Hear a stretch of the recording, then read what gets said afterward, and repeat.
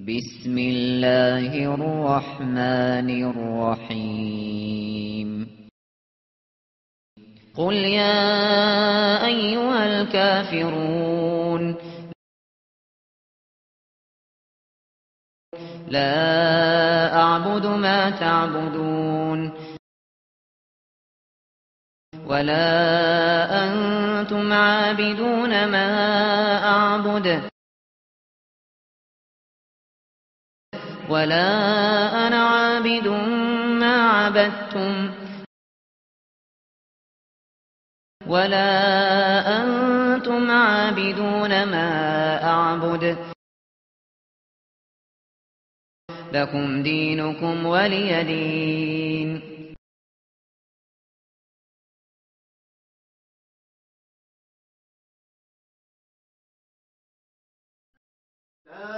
Fa'bud belkim Allah'a gana ibadet jasa ve kum mineşşakirin sitte şükürlüklerin katarından bol dep bir adı eken. Сол үшін жаңағындай мысалға ширк айтылған жерде мұсылман денесі түршігіп тұру керек. Ол ең ауыр күнә. Бірақ өкінішке орай соңғы кезде бұл әлсіреп барады екен.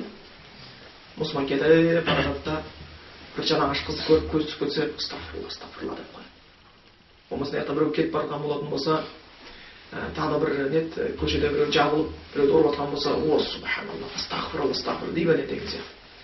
Сонда бір нәрсені астағфирулла дейді да, бірақ тұмардың, қызыл бұрыштың, жаңағыдай ширк күнәсінің палшының қасына өткен кезде тұмасы өтіп кете береді. Әлі де түсінбегендігі. Пал ашып отқанның күнәсі көшедегі зинақорлықтың күнәсінен ауырды.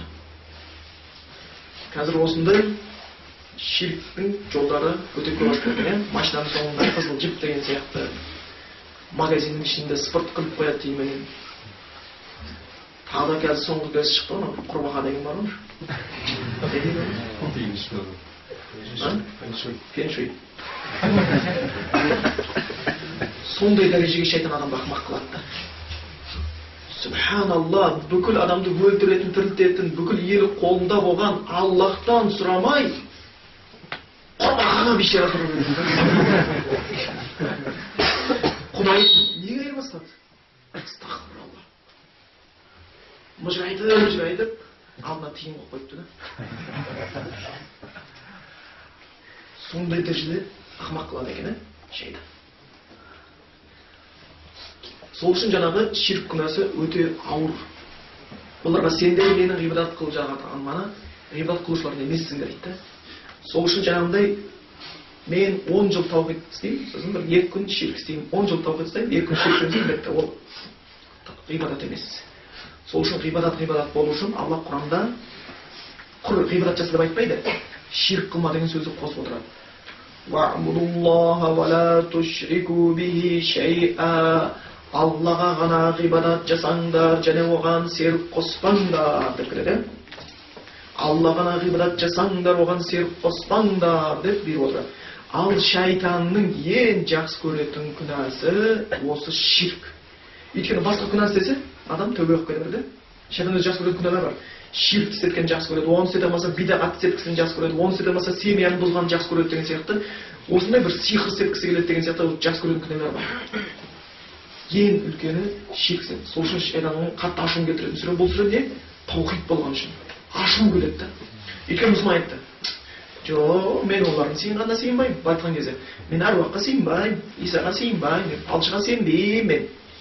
Оның қажет жоқ, бір құдай жетеді, бәрін көріп тұр, біліп тұр, құдайға құлшылық қыламын болды.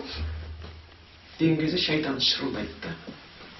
Мынаны құрбақаға сыйындыра алмадым ғой. Мына қызыл бұрышты үлгізе алмай қойдым ғой, деп шырылдайды. Шынымен қазір кезде осындай білімнің азаюына байланысты осындай ширкке шақыратын күнәлар, ширк күнәлары белең алып кеткенін біз жиі көріп отырмыз. Жаңағы жолда айтып кеткендей болатын болсақ, қазір құрбақаға феншуй деген сияқты неше түрлі үй мынандай болсын, есігің мынандай болсын, егер терезеңдер шет қылатын болса мынандай болады, бүйтіп қалсаң бақыт болады деп. Шайтан өзі бар ғой, ширк істету үшін неше түрлі тәсілдер істейді. Біреу келеді да палаш тамырмен ұста деген, ол көріп кетуі жоқ, ештеңе жоқ, ол чисто медициналық жолмен деп қой, былай алдап отырсақ та. Феншуй деген ол наука дейді да, ол андай емес, ол дінге қатыстырмай оны.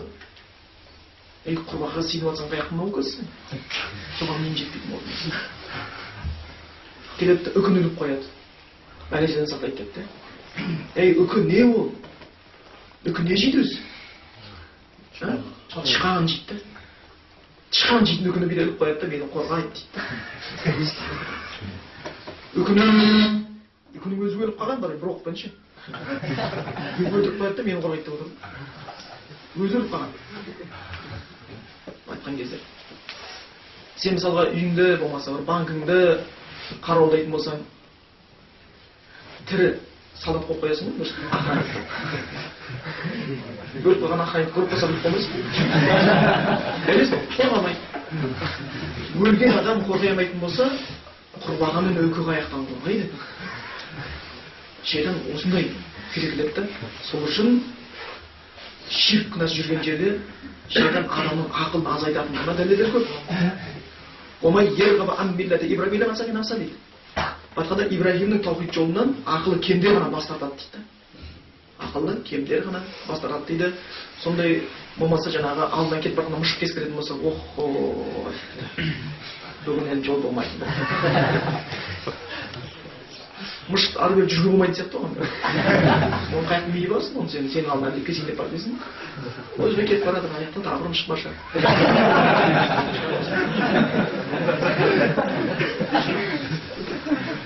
Сондай бір нәрселерді шығарып алады да, енді қазір қарап тұрсаң, современный шириктер бар, қазіргілер алады да, бұрынғылар анау огородтан алып келетін перісті, қызыл перісті қылып қойшады. Қазір пластмассовый перісті. Шіркілдер, сөз бар, магазиннен шығар.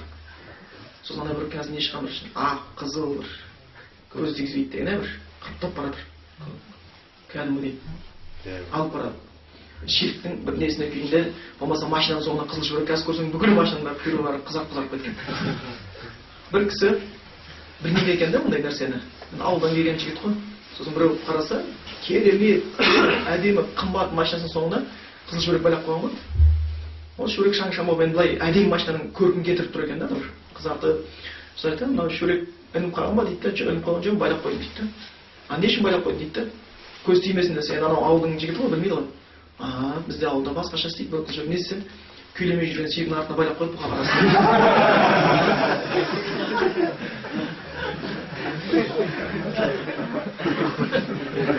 Қызыл шүберек бұқаға керек.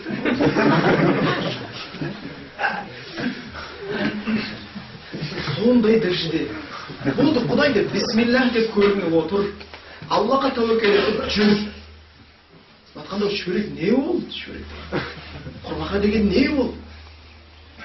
Сол үшін осындай бір шайтан ширк күнәсін істетіп алады адамдарға. Істетіп болған екен құр істетіп қоймайды. Соны жүрекке сіңіреді де, таухид сайтындармен күрестіреді. Қараңыздар, неге алып кеткен сонда ширк күнәсі? Пайғамбармен күресті. Ширк күнәсі қарасаң, Нұх пайғамбардың қауымының бүкіл су астына кетуіне себепкер болды. Сол үшін адамзаттың шежіресі Нұх пайғамбардан кейін басталады, адам атадан емес. Өйткені адам атаның кезінде бәрі уже қырып қалды да, Нұхтан кейін шежіреңе басталып жатыр да.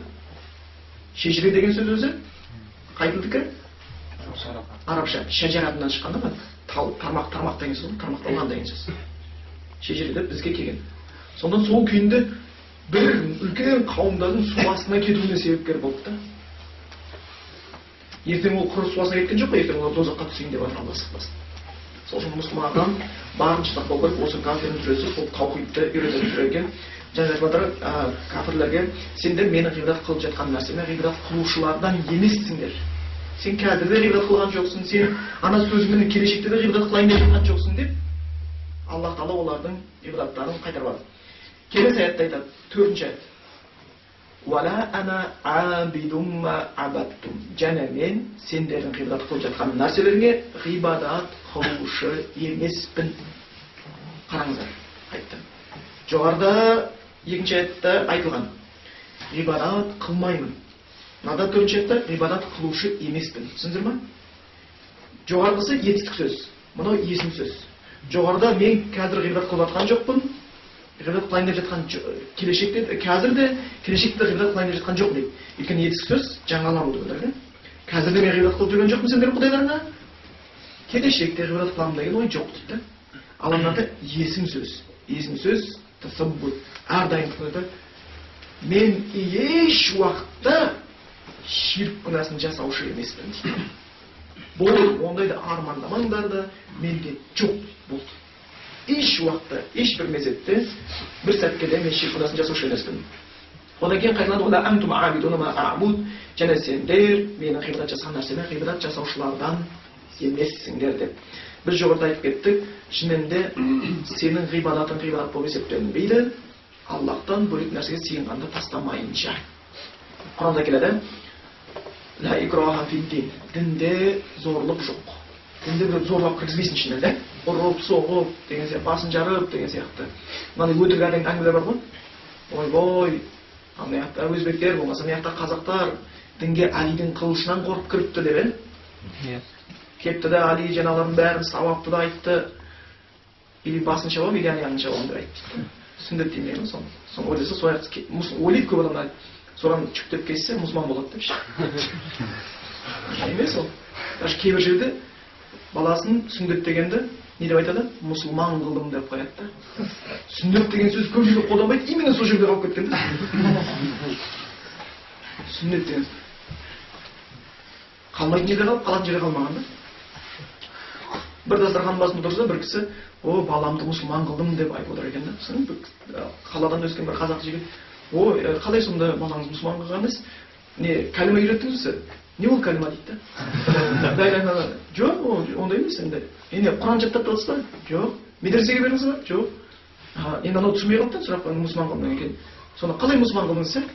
Енді сүндет дедік дейді, бір жерін жүктеп кесіп сөйтсе, өй, сөйтті мұсылман ондай болдыңса, ешекті қойды жүк деп.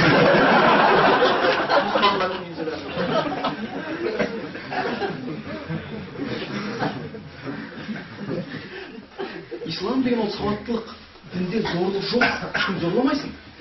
Өзің шынымен де Құдайың таныш, таухидке келесің. Құдайыңды таныш, намазсыз күн өткізе алмайсың да, субханалла. Неге адамдар намаз оқымайды? Неге адамдар ширк жасайды? Неге адамдар күнәні жақсы көреді? Өйткені құдайларының деген танымның жоқтығынан, түсіндіңіздер ме? Құдайды таныған сайын адам баласы құлшылықсыз өмір өткізуге ұялады, түсіндіңіздер ме? Құдай туралы таным төмендеген кезде Құдай алдындағы ұят та төмендейді. Қорқыныш та төмендейді, білгенін оқтайды, қалағанын істеп жүре береді. Сол жаңағы ширктің Құранда келеді, лайкрофиддин, дінде зорлық жоқ деп келеді. Қад табайяна рушд минал ғой. Тура жол мен өтіріктен ажыратылған дейді болды. Егер шын сен ақиқат іздейтін болсаң, ана молда былай дейді, ана молда былай дейді, ана әруаққа сыйынады дейді, мына сыйынбайды дейді, қайсыңды дұрыс миы ашып кетті ғой. Құдан Құран қара болды. Бұл басын ауыртып қайтасың. Құдай хақты айтты. Ойлансаң өзіңді табуға болады. Ойлансаң өзіңді табасың. Және бүкіл адам ширк күнәсін жасап кетіп ойламаймыз. Ширк күнәсі ортадан негізі жабысады адамға. Әйтпесе бала сәби күйінде туған кезде тап-таза болып туады, иә? Бала табиғат таза күйінде туады дейді. Кейін оның әке-шешелері насрани қылып жібереді, христиан қылып жібереді, болмаса еврей қылып жібереді, яһуди қылып жібереді, яһудиді сатып жібереді, болмаса мажуси қылып жібереді дейді. Мұсылман қылады деп айтпайды, өйткені адам туған кезде табиғатынан тазалық бар, таухидқа деген. Және ондайлар болады екен. Жуық арада бір машинаның дөңгелегі бұзылып жөнделетін болып, бір жерге бардым. Қазақтың жігіті екен, сөйлесіп отырмыз. Сонда әңгімелесіп, енді кішкене сөз болсын деп әңгімелесіп, намаз туралы айттық. Ол айтты, намаз деген бір намаз оқу үшін жүрек тап-таза болу керек қой, қалай болса оқыса болмайды. Жүректі таза қыламын деп оны себеп қылуға болмайды, өйткені Құдайдың бұйрығы оқымаған екен, бәрі жүрегің таза мезет туып кетпейсің, жүрегің таза болғаннан оқымадым деп айта алмайсың, бәрі ол Құдайдың бұйрығы, оқымасаң жауап бересің деп. Сонымен келіп енді маңызды болған нәрсе, қазір мысалға исламдағы ең үлкен бір бұйрықтың бірісі, Құдайдың бұйрығы, ілгері пайғамбарға кейінгі де бұйырғандары, алғашқысынан соңғысына айтқаны бір Аллаға сыйыну, Аллахтың сөзіне сыйынылмайды, бір адамдар қателесті, христиан діні Исаға сыйынып кетті, бірақ қазақтар әруаққа сыйынып жүр, әруаққа сыйынғанның күнәсі менен христиандардың Исаға сыйынған күнәсінің арасында айырмашылық жоқ, тіпті одан да бедерлік, жаманырақ, өйткені Иса пайғамбар, әруақсы, ол білмеймін, әруаққа немен сияқты өліп қалған екен бітті ғой, пайдасы жоқ қой деп жатыр да. Ол түсініп тұр да бітті. Өлген адамдан нені сұрайсың, енді ол кетті ғой, неге енді шіріп тұрып, енді денесін құрт жеп жатқаннан кейін енді ол кімге пайда береді? Батқанда ол басын тал ексең де, қоршасаң да, адамдардың тірлігіне дұға алсаң да адамға мұқтаж болып тұр ғой, біреуге қандай пайда келтіреді тұр. Бұл табиғат таза, түсіндіңіздер ме? Ол намазды бастаған жоқ, ол біреуді тыналаған жоқ, ол ақ қуасын құра берген жоқ, ол табиғатымен келеді. Табиғатымен келеді ол. Сол үшін адамның табиғатында осындай бір тазалықтар болады екен, жамандықтар орта жолдан қосылады. Жаңағы фен-шуй сияқты, басқа сияқты, анау сияқты келіп орта жолдан қосылып келіп, сосын жаңағы мынадан не қылатын болса шайтан ширкті жаңалап, модный қылып, былай көрсетіп, оны әрқандай ұсына береді екен.